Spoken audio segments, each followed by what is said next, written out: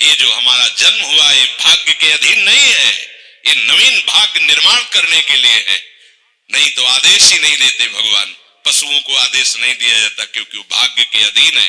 केवल मनुष्य शरीर को आदेश दिया गया है। किसी देवता को भी आदेश नहीं दिया गया कि आप ये करो ये ना करो, क्योंकि वो वही करेंगे जो उनके सुकृत है, उसके अनुसार बस भोग भोगेंगे। आगे कुछ नहीं कर सकते, नवीन कर्म नहीं कर सकते, न नारकी जी कर सकते हैं, न स्वर्ग के कर सकते हैं। सब अपने अपने परिणाम को केवल भोग रहे हैं। यहाँ परिणाम उपस्थित करने का अवसर है। आप जो चाहो अपना परिणाम कर सकते हो। आप चाहो नरक जाओ, चाहे स्वर्ग जाओ, चाहे नारायण बन जाओ, जो चाहो कर सकते हो। मनुष्य शरीर है तो ऐसा शास्त्र स्वाध्याय और पंडिताई ज्ञान किस काम का, जो भगवत प्राप्ति प्रारब्ध पे छोड़ दे। तो कुछ जन हैं जो शास्त्र स्वाध्याय करके या संतों की वाणी सुनकर इस विचार में आते हैं कि मुझे क्या करना चाहिए, परिवार का पोषण या भगवत प्राप्ति। दो विभाग कर लिए इसलिए खतरा है, निर्णय नहीं कर सकता। और सही पूछो तो दो विभाग है नहीं, एक ही बात है। समझ जाओ तो वहीं वहीं भगवत प्राप्ति हो जाएगी। अब उसके विचार में आता है कि अभी तो ब्याह हुआ है, या अभी छोटे छोटे बच्चे हैं, या अभी बच्चों का ब्याह किया है, अभी नए हैं, क्या जाने संसार का। मेरी आवश्यकता है, नहीं तो संसार इनको परेशान कर देगा। और वो अपने अहम जनित कर्ता भाव से ऐसा बंध जाता है कि निर्णय ही नहीं कर पाता।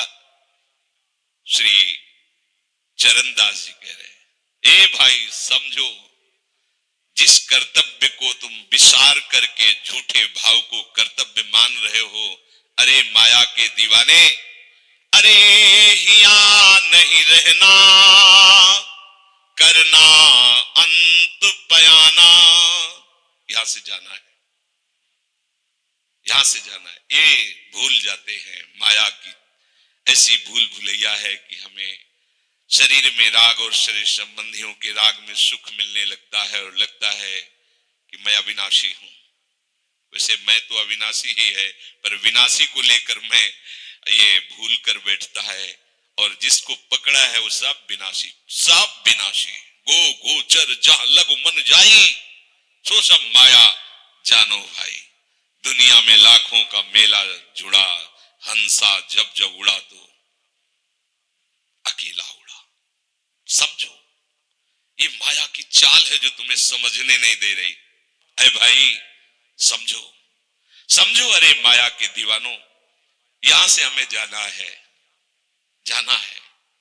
कुछ साथ नहीं ले जाना है, कोई साथ नहीं जाएगा। बस तुम फंस गए हो मोह दलदल में। ये कुटुंब का मोह ऐसा मोह है कि कैसे तुम्हें बताएं। याद ही नहीं आती कि मुझे जाना है, याद ही नहीं आता कि सब छूटना है। ये समझ में नहीं आता कि मैं आया किस लिए। बड़ी विचित्र भूल भुलैया है। मोह कुटुंब के अवसर खोयो। दो बातें आती है, परिवार का पालन पोषण, ये धर्म पालन करूं, या हरि का भजन करके भगवत प्राप्ति करूं। तो बोले मोह कुटुंब के अवसर खोयो।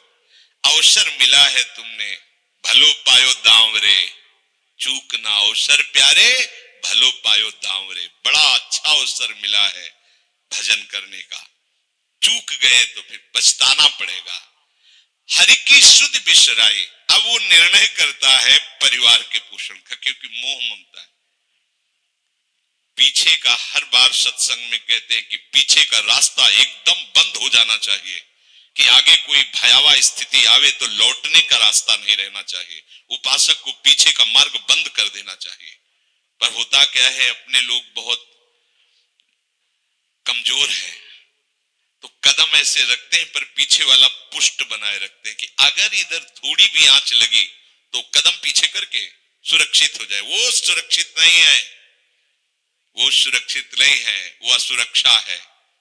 परिवार का राग, अन्य भरोसा, किसी देहधारी का भरोसा, किसी वस्तुओं, ये भरोसे लायक चीज है। अरे क्षण में बिगड़ जाने वाली चीज है। भरोसा तो हरि का है, भरोसा तो हरि गुरु चरण सेवा अनुसरो। ये भरोसा कभी तुम्हें विश्वासहीन नहीं होने देगा। ये भरोसा कभी धोखा नहीं। साधु ते होए न कारज हानि, कभी तुम्हारा मंगल नहीं हो सकता। मोह कुटुंब के अवसर खोयो हरि की शुद्ध बिसराई। अब दिन तो बैल की तरह काम करने में व्यतीत हो रहा है और रात्रि नींद और भोग में समाप्त हो रही है। आठों पहर की 60 घड़ियां बेकार में इसने व्यतीत कर दी। एक क्षण भी शांति से बैठकर विचार नहीं किया कि मेरा जन्म किस लिए हुआ है, मैं क्या कर रहा हूं, और अपना कुशल चाहता है। एक छिन हरि को नाम लेनो कुशल कहां ते हुई, तब लग कुशलन जीव को सपने हो मन विश्राम। स्वप्न में भी शांति नहीं मिल सकती जब तक भजन नहीं करोगे। बालक अवस्था तो खेल में चली गई, जवानी हुआ तो अहंकार मद छाया, मैं करता मैं भोगता इसमें चली गई। जब वृद्ध आया तो रोग और चिंताओं ने घेर लिया। अब इतना दुखी है कि वो सोच भी नहीं सकता कि मैं इनसे दूर होकर भजन कर लूं। ये जो वो भजन का नाटक होता है, भजन में हम देखते हैं ऐसे ही लगा रहता है, कैसे हो और बढ़िया से और क्या करें, और मरने का ठौर आ रहा है और क्या करें, तुम आए हो भजन करने के लिए और में भी फंसे हो, क्या कर दूं, कहां से कैसे व्यवस्था कर दूं। हम ही चला रहे हैं, भले वृंदावन में बैठे परिवार हमारे अनुसार चलेगा, हमारे ही, नहीं तो नष्ट हो जाएंगे। आए हैं वनवास करने के लिए, भजन करने के लिए, पूरा का पूरा प्रपंच दिमाग में पता लगता है। वृद्ध भय चिंता उपजी दुख में कछु न सुहाता। अरे भूल क्यों रहे हो, चेतो। साधु चेताता है जगत को, चेतो। काल रूपी शिकारी धनुष पर विष का बाण चढ़ा चुका है, तुम ठीक निशाने पे हो, होश में हो जाओ। अगर अब कोई तुम्हें निशाने से बचा सकता है तो काल का भी महाकाल हरि बचा सकता है, दूसरा कोई नहीं। आए अचानक बांधे, यम के दूत आकर अचानक बंधन में डाल करके ले जाते हैं। अब वो निर्णय कर रहे, झूठे जग से ने छोड़कर साचो हरिनाम उचारो। चरणदास सुखदेव कहते हैं अपना भला विचारो, इसी में अपना भला है। तो क्या करें, घर परिवार छोड़कर तुम्हारी तरह बाबा जी बन जाए। बाबा जी बनने से भगवत प्राप्ति नहीं होती। अगर आप बाबा जी बाहरी बात को ले रहे हैं तो उसको समझ लीजिए, बाबा जी बनने से भगवत प्राप्ति नहीं होती, प्रभु के होने से भगवत प्राप्ति होती है। वो आप चाहे गृहस्थ वेश में रहकर बनो या आप विरक्त वेश, 2 मार्ग शास्त्रों ने स्थापित किए हैं, वो प्रभु के लिए। अगर वेश बदल लिया है और परिवार का राग है, भोगों का राग है, संसार की सत्यता का भान हो रहा है कि सब सत्य है, कोई फर्क नहीं पड़ता। वेश परिवर्तन से कोई फर्क नहीं पड़ता। गधे की पीठ में चाहे मिट्टी ला दो, चाहे कबाड़ ला दो, चाहे बेद ला दो, उसको बाहर से मतलब है। शरीर में चाहे लाल कपड़ा पहनो, चाहे सफेद पहनो, चाहे काला पहनो, चाहे नीला पहनो, चाहे पीला पहनो, ये तो वस्त्र है। आपका उद्देश्य क्या हुआ, आपका अपनापन कहां गया, ये खास बात है। कहीं ऐसा नहीं लिखा कि बाबा जी बनने से वो मोक्ष पद प्राप्त, नहीं। जहां संत की बात आएगी वहां लक्षण होंगे, जहां भगवत प्राप्ति की बात आएगी वहां मन का प्रभु में तन्मयता होना, प्रभु में डूबना, प्रभु के चिंतन में मगन होना होगा। वो चाहे गृहस्थ हो चाहे विरक्त हो, दोनों के। एक है कि संसार का व्यवहार पसंद नहीं तो निवृत्ति मार्ग का पथिक बन गया, और एक है कि संसार के व्यवहार को भगवत स्वरूप समझकर, भगवत अर्पित करते हुए अपने को प्रभु का मानकर, प्रभु को अपना मानकर चल रहा है, ठीक वैसे ही भगवत प्राप्ति उसको भी होगी। हम लोग जब सत्संग में बात सुनते हैं तो निर्णय करने के लिए हमारा ही हृदय होता है। अब लगा कि नहीं ठीक है, भजन तो करना है, पर हम ऐसा नहीं है कि कर्तव्य के लिए रुक रहे, पर कुछ समय अब हम लेंगे, फटाफट सब निपटा के। तो तुमसे भी चतुर काल है, वो उतने ही समय में तुम्हें निपटा देगा। बहुत चतुर है। हमने बहुत से लोगों के मुझ से सुना है कि बस ये काम हो जाए हम आए, आज तक वो लौट के नहीं आ पाए, क्योंकि वो गली ऐसी है, क्या है, बहुत दलदल है आगे। जो गया ना मोह कलिल में डूबा, अब निकल पाना बड़ा मुश्किल है।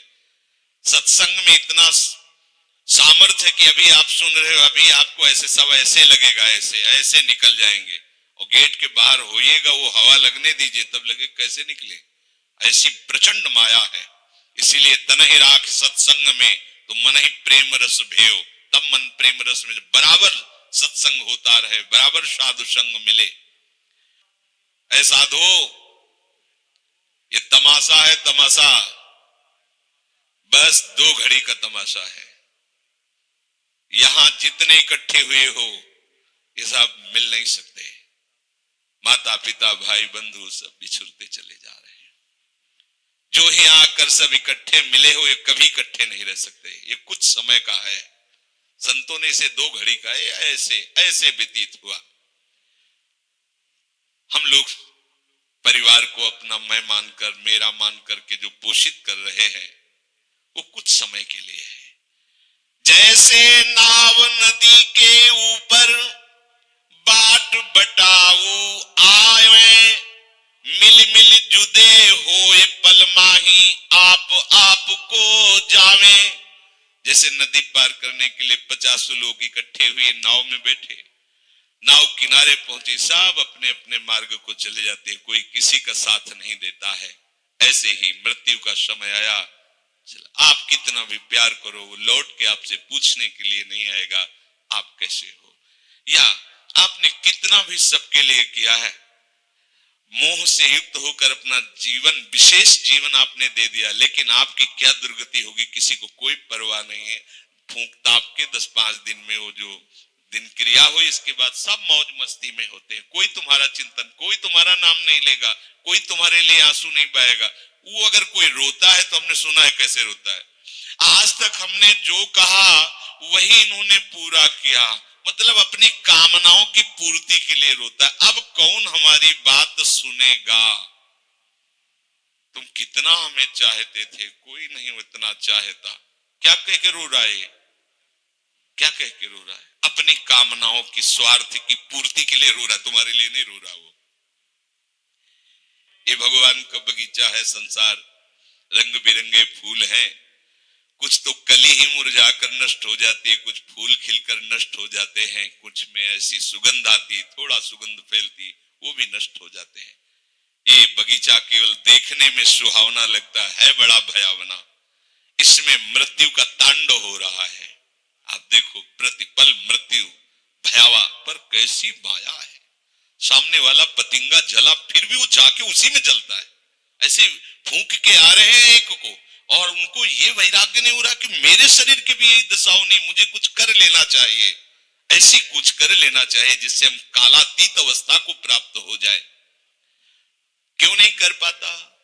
दारा सुत संपत्ति को सुख, ज्यों मोती ओस बिलावे, यहाँ ही मिले और यहाँ ही नासे, ता क्यों पछतावे। अरे भाई, ये पुत्र और परिवार का मिलन और ये सुख ऐसा है जैसे पत्ते में ओस की बूंद, कितने सेकंड में ढल जाएगी कुछ पता नहीं। ऐसे ही ये है। बड़े हर्षित हो रहे हैं, बाजे बजवा रहे हैं, बहुत दिनों बाद लड़का हुआ है, फूले नहीं समा रहे, और काल की अवधि बहुत अलग खत्म। अब वो बूंद जो है पत्ते में गिर गई। अब किस बात को लेकर यहां खुशी मनाई जाए, किस बात को लेकर हम यहां गर्व करें? बहुत सावधानी की जरूरत है। जो यहां मिला वो यहीं छूट जाएगा। आप जब जाओगे तो आपके साथ हरि भजन वो किया नहीं, आपके साथ ही हरि उनको माना नहीं। क्या करो? कुछ दे दे, क्या? सबको सुख देने की भावना, सब में प्रभु की भावना, जो भी तुम्हारे पास मन वचन कर्म से प्राप्त हुआ है वो सबको सुख देने के लिए है। सब में प्रभु है। ये बात समझ में नहीं आएगी। सबको क्यों सुख दें? क्योंकि सुख मिलना है। आप सिद्धांत समझो। आप सबके सुखों को खींच करके उनको दुख देकर सुखी होना चाहते हो, तो वो दुख लौटकर बड़ा भारी रूप रख करके आपको भोगना पड़ेगा। आप दूसरे को सुख दिए तो सुख लौट के बड़ा भारी सुख आपको देगा। ये सिद्धांत समझो ना, पर समझ ठीक है नहीं। तो हम दूसरे को दुख दे करके अपने को सुखी मानना चाहते हैं तो वो दुख बहुत बड़ा रूप रख के आता है और हम दुखी हो जाते हैं। नहीं, आज तक तो सब लोग सुख के लिए ही कर रहे हो, तो सुखी हो जाना चाहिए। मतलब गलत है, कहीं ना कहीं सिद्धांत गलत है।